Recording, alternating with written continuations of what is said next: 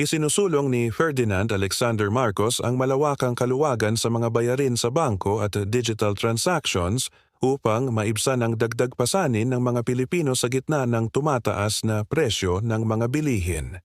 Sa ilalim ng House Resolution No. 905 na inihain ni Marcos at inaprubahan ng Kamara bago ang kanilang break noong nakaraang buwan, hinihikayat ang mga bangko, remittance centers at financial technology platforms na pansamantalang magbaba o mag-waive ng mga singil sa ATM withdrawals, online transfers at remittances.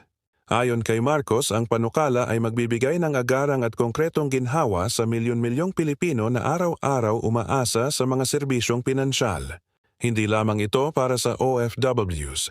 Ito ay para sa bawat Pilipino na gumagamit ng ATM, online banking at e-wallets sa kanilang pang-araw-araw na pangangailangan, ani Marcos.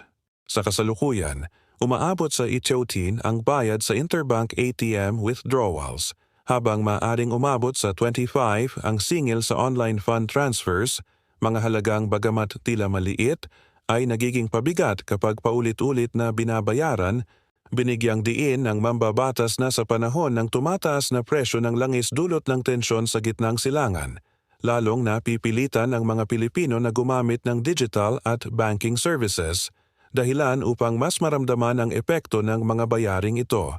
Ang bawat singil ay dagdag gastos sa pamilyang Pilipino, lalo na sa panahong tumataas ang presyo ng pagkain, kuryente at pamasahe, dagdag niya.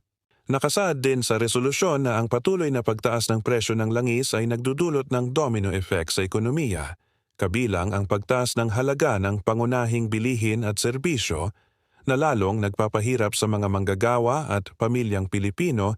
Dahil dito, nananawagan si Marcos sa Bangko Sentral ng Pilipinas na manguna sa paghikayat sa sektor ng pananalapi na ipatupad ang mga pansamantalang hakbang upang maibsan ang gastusin ng publiko. Hinimok din ang mga government financial institutions na magsilbing halimbawa sa pagpapatupad ng fee reductions. Ayon pa kay Marcos, ang simpleng pagbabawas o pagtanggal ng bayarin ay maaaring magdulot ng malaking tulong sa mga Pilipino.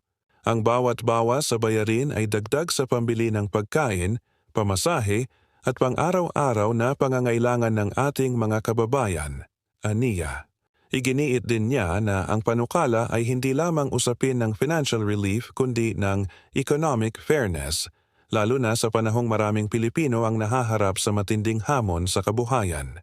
Sa kabuuan, layunin ng House Resolution No. 905 na magpatupad ng agarang, panandali ang solusyon upang mapagaan ang gastusin